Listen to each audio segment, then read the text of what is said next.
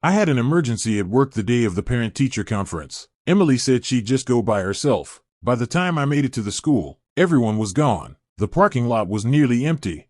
I was about to leave when I saw Emily coming out of a side door of the school building. There was a man in a gray suit beside her.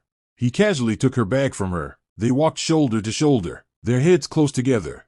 Another mom approached them from the opposite direction and smiled, waving at the man in the gray suit. "So nice to finally meet Kevin's dad. You missed the soccer game last time." My heart skipped a beat.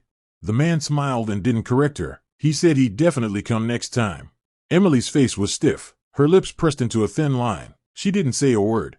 Just then, Kevin's homeroom teacher walked out and saw the three of them standing together. "Mr. and Mrs. White," she said warmly, "Kevin's progress is obvious to all of us. You two must be doing a great job working together."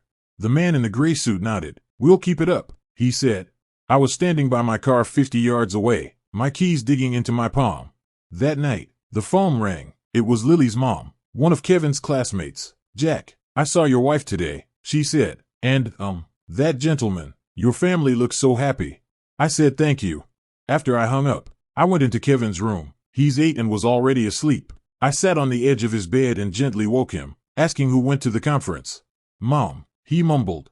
"Anyone else?"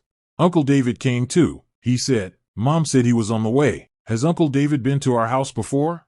"A few times," Kevin said, turning over. "When you were working late, Emily was in the kitchen drying glasses. I told her we needed to talk.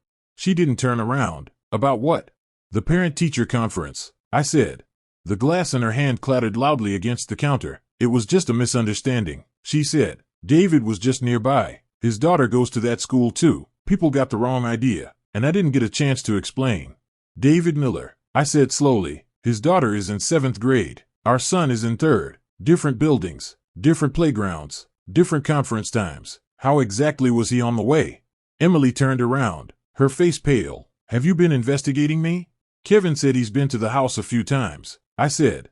She started shaking. He was just dropping off school materials." "Jack, don't you trust me?" I took out my phone and opened my photo gallery. "Last Wednesday night you said you were having dinner with your girlfriends. I saw your car outside the steakhouse. I went in. Window table, you and David Miller were sharing a slice of cake. He fed you a bite. You smiled. I haven't seen you smile like that in a long time. And last month, the school soccer game, you said you were staying to support Kevin, so you couldn't go on my business trip with me. I changed my flight and came back early. On the sidelines, David Miller had his arm around your shoulders. When Kevin scored, you both jumped up, and he kissed your forehead." Emily looked like all the bones had been pulled out of her body. She slid down onto the kitchen floor. "You followed me?" she shrieked. "I just happened to see," I said. "Once is a coincidence. Twice is a coincidence. What about 3 times? At the conference, everyone thought he was my son's father." "Emily, how long have you been putting on this show?" She started crying, words tumbling over each other. She said it had only been recent. She said David understood her. She said I was always silent at home. She said marriage made her feel suffocated. "Okay," I said. "Then you're free now." I called David Miller. He picked up quickly, his voice wary. I told him I was Jack White, Emily's husband. We needed to meet. There was a long silence. He said it wasn't necessary. "Oh, it's necessary," I said, "unless you want me to take these photos to your wife. Her name's Susan, right? Works at the library." He showed up half an hour later, didn't dare come inside, stood under the streetlight by the door. "Jack, this was a mistake," he said.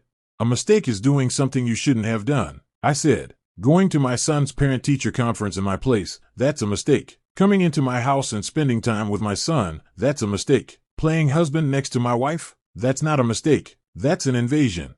He held up his hands. "Emily arranged everything. She said you never got involved with the family. She said the kid needed a male role model. She said you two had already separated."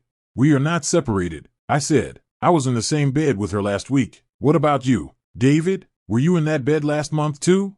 His face went ashen. He said just once, emphasized that Emily had made the first move.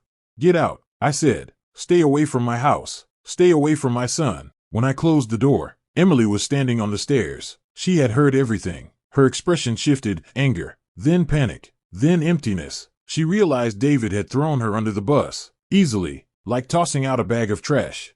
The next day, I contacted a lawyer. Emily refused at first, crying, yelling, begging, saying to do it for Kevin. That's exactly why I'm doing it for Kevin, I said. I can't let him grow up thinking marriage is lies and silence. A week later, I went to pick Kevin up from school. His teacher saw me and looked a little embarrassed. Mr. White, she said, about the earlier misunderstanding. It's okay, I said. What matters is it's clear now. I'm Jack White, Kevin's father, the only one. The kids poured out of the classrooms. Kevin ran straight to me. Dad, he yelled at the top of his lungs. A few parents turned to look. Emily stood by a car not far away. She had come too, but we were picking him up separately. David Miller hurried down the other side of the hallway without looking our way. He was holding a little girl's hand, his daughter. They quickly headed toward the other end of the parking lot. Kevin asked, "Is Mom not coming home with us?" "Not for now," I said, "but we both love you, always." He nodded, not fully understanding.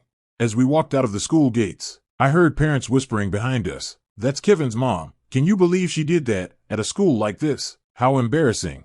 Emily walked fast with her head down, her heels striking the pavement loudly, urgently, like she was running from something. The wind blew her hair across her face, and she didn't even brush it away.